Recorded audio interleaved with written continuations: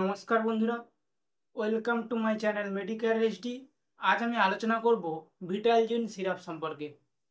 প্রথমে জানবো এই সিরাপটিতে কি কি উপাদান রয়েছে, এই সিরাপটি কোন কোম্পানি তৈরি করে থাকে, এই সিরাপটি কি কি ক্ষেত্রে ব্যবহার করা হয়ে থাকে এবং এই সিরাপটি ব্যবহারের ক্ষেত্রে কি কি পার্শ্ব প্রতিক্রিয়া রয়েছে তা আজ জেনে নেব। সো ফ্রেন্ড, চলুন আজকে নতুন কিছু শিখে নিই। তো প্রথমে জানবো এই সিরাপটিতে কি কি উপাদান রয়েছে। এই সিরাপটিতে যে উপাদানগুলি রয়েছে তা হলো vitamin A, vitamin B complex, vitamin C complex, vitamin E এবং ভিটামিন ডি রয়েছে।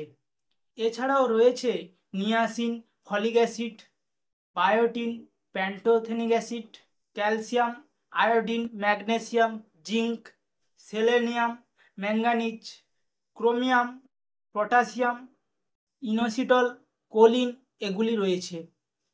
এইবার আমরা জানবো এই সিরাপটি কোন কোম্পানি তৈরি করে থাকে।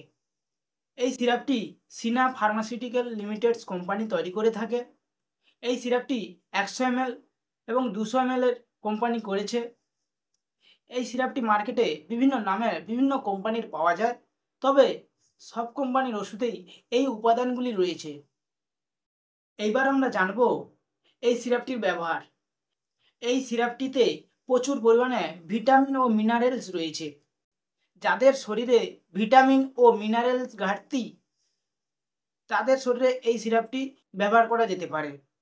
এইবার আমরা জানবো এই সিরাপটি খাওয়ার সঠিক নিয়ম।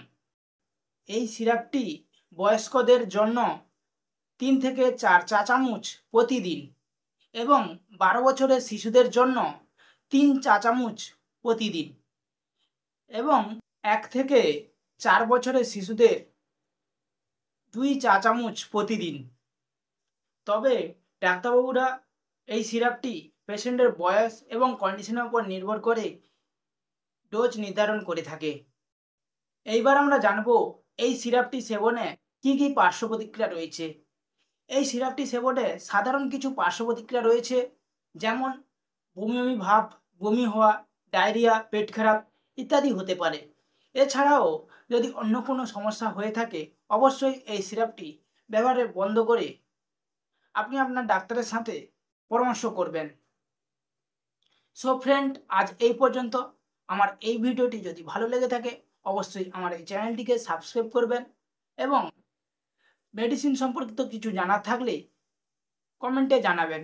সো ফ্রেন্ড, এই ভিডিওটি শেষ পর্যন্ত দেখার জন্য অসংখ্য ধন্যবাদ।